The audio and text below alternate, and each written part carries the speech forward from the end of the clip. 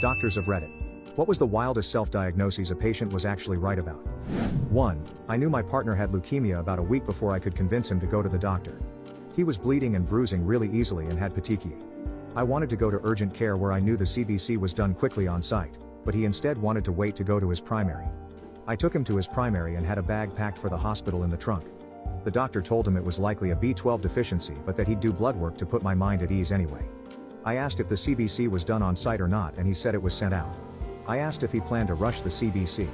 He got very angry and said, "There's nothing the CBC could show that would change my treatment plan." Then he told my partner he needed to stop me from Googling. We got a call that night from the lab that his WBCs were dangerously high and platelets were dangerously low and I had to immediately take him to the ER. I did, and he was diagnosed with acute leukemia. 2. Woman in her 40s came in and told me she was having seizures. I asked how she knew and she said her right hand would periodically stiffen. There was no loss of consciousness.